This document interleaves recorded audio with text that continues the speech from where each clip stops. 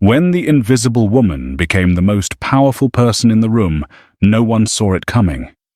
The office was already buzzing with the energy of the early morning rush, but no one noticed Evelyn as she quietly entered through the side door, rolling her cleaning cart with her usual steady pace. She wore her dark green uniform like armor, her face calm and unassuming, betraying none of the emotions she kept carefully tucked away. To the executives, she was invisible, just the cleaning lady. The person who wiped their desks, emptied their trash cans, and occasionally exchanged polite nods with the few who acknowledged her existence. It had been like this for years at Hawthorne and Beck, a thriving corporation in the heart of Dallas, Texas. Evelyn, now in her mid-50s, had grown used to the routine and the dismissive looks. She overheard the jokes they made when they thought she wasn't listening, the way her presence was treated as an inconvenience. Sheck, not even doing anything right now, someone had muttered just last week, as she quietly waited for them to finish their meeting so she could clean the conference room. But Evelyn didn't react. She never did. She kept her head down, her hands steady as she worked. She knew better than to give them the satisfaction of a reaction. What they didn't know, what no one in that office knew, was that Evelyn had a secret so powerful it could turn the entire building on its head. But Evelyn wasn't impulsive. She believed in patience, in watching, in waiting. Today, however, as she made her way down the brightly lit hallways, her calm demeanor hid the fact that she was nearing her breaking point. The morning unfolded as usual. Evelyn polished the glass doors to perfection, vacuumed the thick carpet in the lobby, and organized the cluttered desks of those who never thought twice about leaving piles of paperwork behind. She worked diligently, even as conversations about big deals and promotions floated through the air. One conversation, though, caught her attention. She wasn't trying to eavesdrop. It wasn't her nature, but the voices were loud and impossible to ignore. "The shareholders' meeting is next week," one executive said. His tone was smug, bordering on arrogant. "And we've got nothing to worry about. The board loves the numbers and the CEO is untouchable. No one in their right mind would challenge him." Evelyn paused for just a moment, gripping the handle of her cart tighter. She knew what they didn't. They had no idea how wrong they were, but Evelyn didn't let her thoughts linger for long. There was still work to do, and she had to be ready for what was coming. Hawthorne and Beck prided itself on its sleek modern image. Its headquarters, a towering glass building in the middle of Dallas, was often featured in business magazines as a symbol of corporate success. Inside, however, the reality was far less glamorous. The culture was ruthless, and the higher you climbed, the less you seemed to care about anyone below you. Evelyn had spent nearly a decade in those hallways, quietly observing. She saw the promotions handed out to the loudest voices, not the most qualified workers. She saw the whispered deals behind closed doors, the way people covered up mistakes by pinning blame on those with no power to defend themselves. And then there was the CEO on Greaves, a man who exuded authority and arrogance in equal measure. Alan was the kind of leader who commanded respect through fear. His voice boomed in meetings, his sharp comments silencing even the boldest executives to him. Success was all that mattered, and people were tools to be used. EVN often heard his sarcastic remarks about employees who didn't fit the image. "She's still here." Evelyn had once overheard Alan say about one of the older secretaries, "Why haven't we retired her yet? It's not like she's adding value." It wasn't just the comments, the company was rife with unethical practices that were swept under the rug. Bonuses were quietly cut for the lower-level staff. Even as the leadership team celebrated record-breaking profits, Evelyn heard about inflated expense reports, shady client dealings, and even the quiet firing of a whistleblower who dared to speak up. The cleaning staff, Evelyn included, bore the brunt of the culture. She'd seen her co-workers brought to tears after being scolded for leaving a speck of dust behind. She'd seen their paychecks stagnate even as the workload increased. And of course there was the constant dismissal of their humanity.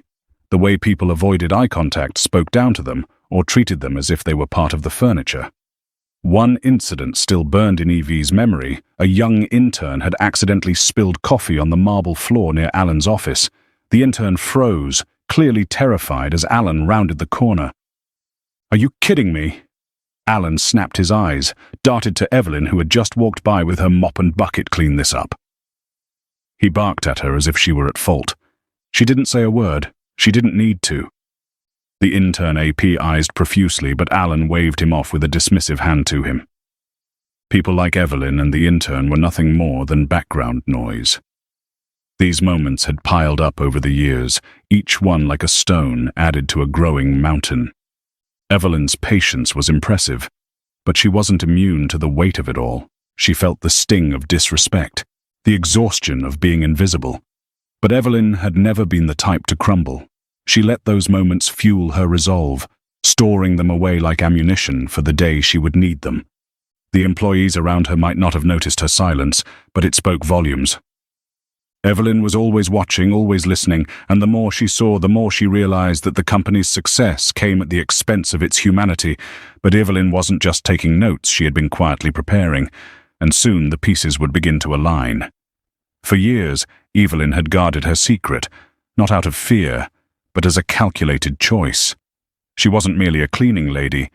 She was the largest shareholder in Hawthorne and Beck, a role she had inherited after the unexpected death of her husband, Martin.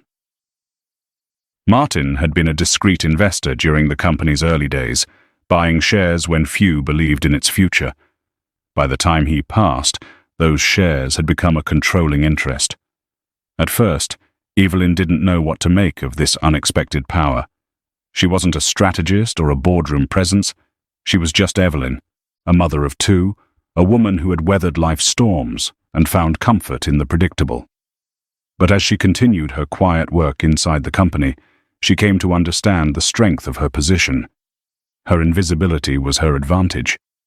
She could watch without being noticed, hear things without drawing attention, and slowly learn the truth about the people who believed they were in charge. What finally shifted something inside her happened one ordinary evening. Evelyn had just finished wiping down the executive lounge when she overheard two senior managers laughing over drinks. They were discussing layoffs, mocking how easy it was to get rid of employees without anyone caring. "Some of them really think their jobs matter," one said, laughing. "They don't realize how easily they can be replaced." Evelyn froze behind the door, her hand clutching the cleaning cloth. To them, these were just names on a spreadsheet, but to her, they were people, with lives, families, struggles, and hopes, and these men saw them only as disposable. That night, Evelyn sat at her kitchen table with a notepad and a warm cup of tea. She didn't know exactly where to start, but she knew she couldn't stay silent. She began listing everything she had seen over the years, the unethical decisions, the people treated unfairly, the moments that had stayed with her. By sunrise, she had a plan, one that could change everything. Her first step was gathering more information. Using her access to the building, she started paying close attention, listening carefully, noting routines, and occasionally glancing at forgotten documents. She wasn't spying. She was connecting the dots. Next, she reached out to trusted allies, friends outside the company, lawyers, financial analysts, and ex-employees who had left bitterly. She shared what she knew and asked for guidance.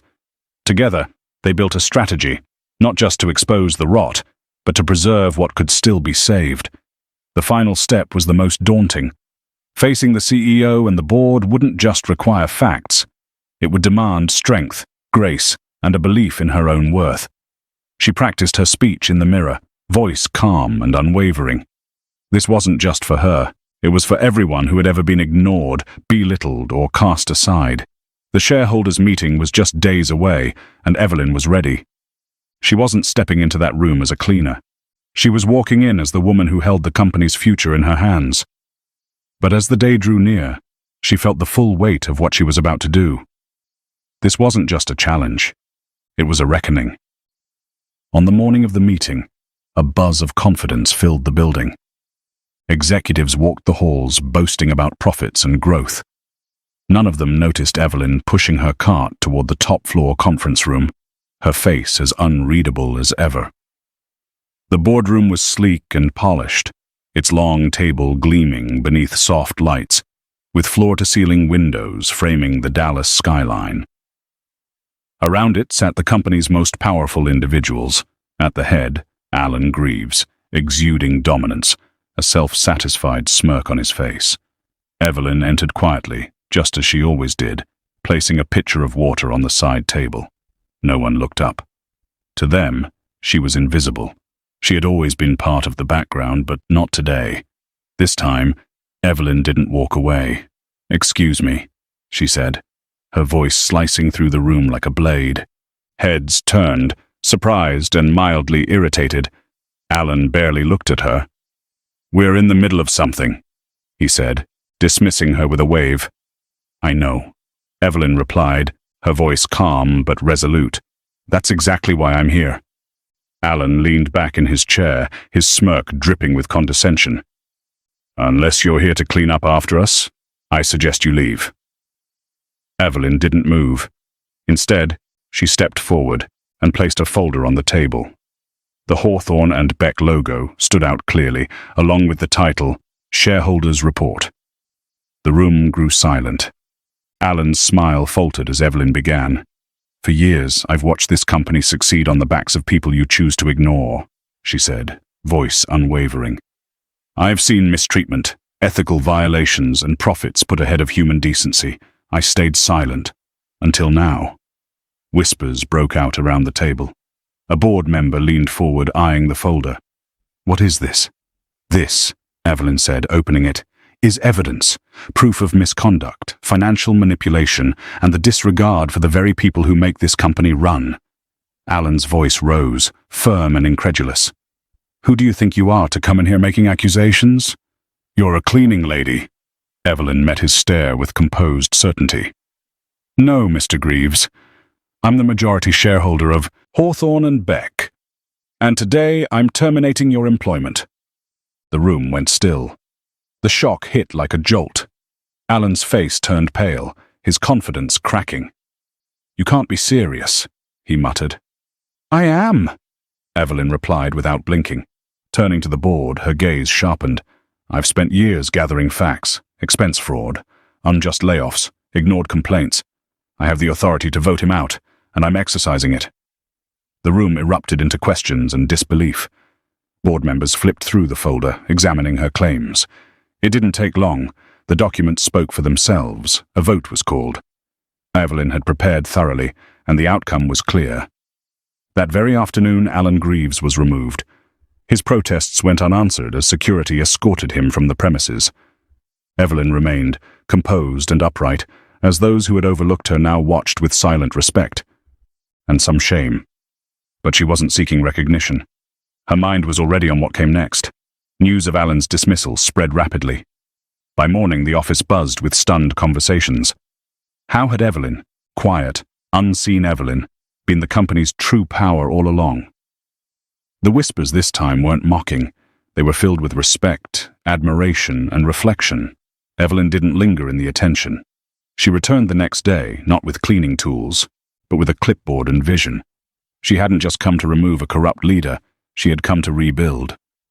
Over the following weeks, Evelyn worked tirelessly.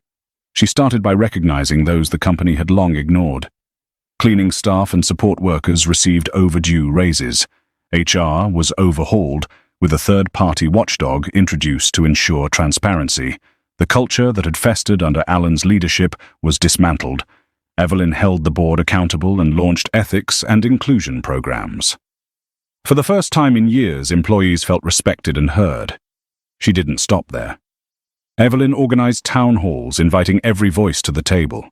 She listened, took notes, and implemented ideas from all levels. One afternoon, she passed the young intern who had once spilled coffee outside Alan's office. "Thank you," he said quietly. "You've changed everything." Evelyn smiled. "We changed it." Outside, the Dallas skyline shimmered in the afternoon sun. Evelyn paused, looking up at the building where she had once blended into the background. It had been a long journey, but she had done what few believed possible. This wasn't just about removing a CEO or revealing corruption. It was about proving that even those who go unseen can hold immense power to bring change. Evelyn had shown that strength, patience, and integrity could outlast ego and greed. She took a deep breath, feeling a peace she hadn't known in years, then walked forward.